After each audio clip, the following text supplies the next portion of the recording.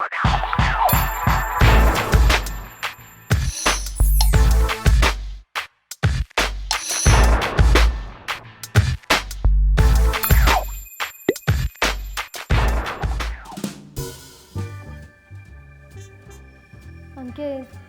इतनी देर से phone check कर रहे हो इसी उम्मीद में ना कि फ़ोन आएगा। होपफुली आज आपको जाना ना पड़े। हाँ यार, बट अगर जाना पड़ा तो जाऊँगा ज़रूर। अच्छा ये तो बताओ, लेकिन ये राजेश है कौन? मैंने उसे चर्च में तो कभी नहीं देखा। अरे मैं उससे ना कुछ महीने पहले मिला था, किसी ने मुझे मिलवाया था उससे, और वो नया नया विश्वास में आया था। बट उसके बाद वो कभी दिखा ही नहीं चर्च में, एकदम गायब सा हो गया। अच्छा, पेस्टर क्या कह रहे थे वैसे? पास्टर को उसके लिए थोड़ा एक बर्डन सा है, क्योंकि वो काफ़ी दिनों से चर्च भी नहीं आ रहा, और पास्टर ने वो 2-3 बार फ़ोन भी किया, वो फ़ोन भी नहीं उठा रहा। तो पास्टर ने मुझसे कहा कि क्यों ना मैं उसका फॉलोअप करूं, और हमारे पास एड्रेस भी है, तो क्यों ना मैं उससे जाके मिलूं। अच्छा, तो तभी आपको पता चला कि उसके परिवार वाले उसके विश्वास में आने के बाद खुश नहीं है। हाँ, जब मैं उसके पास गया तो वो मुझे देख के काफ़ी सरप्राइज़ हो गया, और मुझे वो बताने लगा कि जब से मैं विश्वास में आया हूँ तो मेरे जो परिवार वाले हैं वो मेरे विरुद्ध में आ चुके हैं। वो कुछ ऐसी बातें कर रहा था। सच में? अरे यार, इतना तो मुझे पता नहीं था कि हालात इतने बुरे हैं। हाँ, और पता है क्या, जब उसकी मम्मी मेरे लिए पानी लेके आई तो मुझे बहुत घूर घूर के देख रही थी, क्योंकि हम चर्च के विषय में बात कर रहे थे, मसीह विश्वास के बारे में बात कर रहे थे, और ये देख के वो ज़्यादा खुश नहीं दिखाई दे रही थी। लेकिन आप मुझे ये बता रहे थे कि उसने कोई सपना देखा था। हाँ, वो मुझे बालकनी में ले गया और मुझसे बात करने लगा। उसने मुझे बोला कि वो पुराने जीवन में वो लौटना चाहता है, पुराने विश्वास में लौटना चाहता है, लेकिन उसको कल रात को एक स्वप्न देखा उसने कि परमेश्वर ने उसे बोला है जो तू नया मार्ग को मैंने दिखाया है उस पे चल। और वो ना बिल्कुल टूट चुका था, बिल्कुल रो पड़ा मेरे सामने। उसने मुझे बोला कि आप आए, बहुत अच्छा लगा। और वो ये डाउट कर रहा है कि उसको नए मार्ग पे चलना चाहिए या नहीं चाहिए, क्योंकि उसका पूरा परिवार उसके विरुद्ध में खड़ा हुआ है।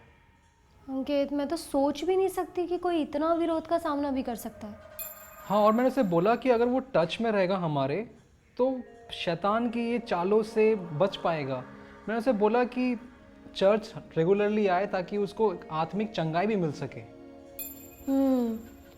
यहाँ तक कि पेस्टर की वाइफ आंटी भी बहुत टेंशन में थी और बोल रही थी कि यही वो टाइम है जब उसे हमारी सांत्वना की ज़रूरत है। ना हम ऐसे एक, मानो जैसे परमेश्वर की एक भेड़ है कि एक खोए हुए भेड़ की तरह वो भटकता रहे, ऐसा हम नहीं कर सकते। हमें उसे परमेश्वर का एक परिवार देना पड़ेगा, क्योंकि हम ही अब उसके लिए एक परिवार है और हम उसे अपने परिवार में शामिल कर सकते हैं, मसीह के परिवार में। हाँ, और पास्टर मुझे बता रहे थे कि कल उनके घर पे कुछ बहुत बहुत बहुत सारा प्रॉब्लम हुआ, कि उसको अल्टीमेटम दे दिया गया है कि वो अगर अपने विश्वास को नहीं छोड़ेगा तो घर खाली करना पड़ेगा उसको।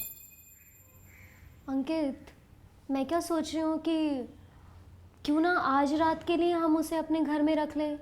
अब देखो ना, उसके पास कहीं भी जाने के लिए तो कोई जगह नहीं है। फिर भी आप बताओ, क्या सोचते हो? मुझे लगता है हमें उसके लिए प्रार्थना करनी चाहिए। चलो हम प्रार्थना करते हैं उसके लिए। हाँ बिल्कुल। हे पिता परमेश्वर, हम धन्यवाद करते हैं परमेश्वर राजेश के लिए। प्रभु आप जानते हैं किस परिस्थितियों से वो गुजर रहा है परमेश्वर। प्रभु आप उसके मन को परमेश्वर आप कंट्रोल करें प्रभु जी। अपने परिवार वालों को परमेश्वर डट के सामना करने के हियाव उसको आप दे परमेश्वर। हम आपसे प्रार्थना करते हैं प्रभु जी। प्रभु इस सिचुएशंस को डील करने के लिए प्रभु आप उसको सामर्थ्य, हम आपसे प्रार्थना करते हैं प्रभु। अपने अनुग्रह से प्रभु उसको चलाएं, हम आपसे प्रार्थना करते हैं। यीशु मसीह के नाम से हम मांगते हैं। आमीन। मैं सोच रहा हूँ अगर उसको निकाल देते हैं तो क्या मुझे उसको जाके लेके आना चाहिए अपने घर पे? अंकित, वही तो मैं कह रही हूँ, एक काम करते हैं ना, आज रात के लिए हम उसे अपने घर में रख लेते हैं। कम से कम उसके पास सोने के लिए जगह तो होगी ना अंकित। मैं एक काम करती हूँ, मैं ड्राइंग रूम में उसका बिस्तर लगा दूंगी। थैंक्स अंजलि। थैंक्स की क्या बात है अंकित, हम तो वही कर रहे हैं जो हमें करना चाहिए। हम अपने भाई की मदद कर रहे हैं, और क्योंकि जिसे मदद की ज़रूरत है। पता है तुमको टाइटल तो नहीं देगा पास्टर की, बट तुम सारे काम पास्टर वाली ही करती हो। अरे हमें मसीह की देह की सेवा करने के लिए ना अंकित, कोई डिग्री की ज़रूरत नहीं है, कोई पैस्टर का पद का ज़रूरत नहीं है क्या? बताओ। पास्टर विक्रम का फ़ोन आ रहा है। हाँ जी पास्टर। हाँ हाँ, हम लोग एक्चुअली सोच ही रहे थे कि राजेश को फ़ोन करके पूछें। अच्छा, उसका फ़ोन आया था आपके पास? अच्छा, अरे वाह, ये तो बहुत ही अच्छी बात है। ओ प्रभु का धन्यवाद हो। ओके पास्टर, ठीक है, थैंक यू, गुड नाइट।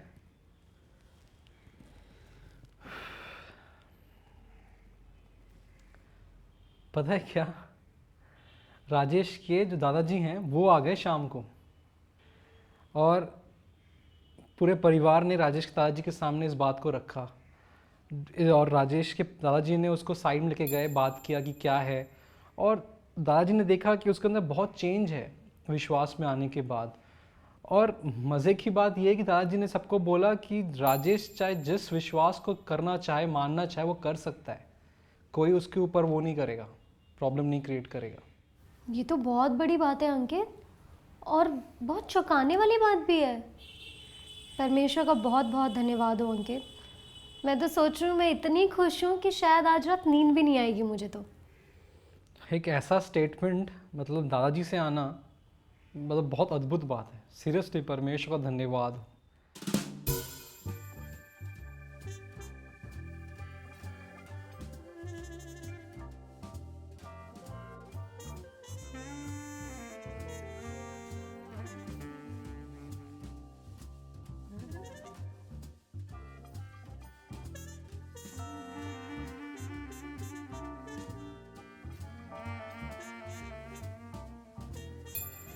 चलो मैं तो चला सोने, तुम तो जाग रही हो, तुम जागती रहो, ठीक है? ठीक है।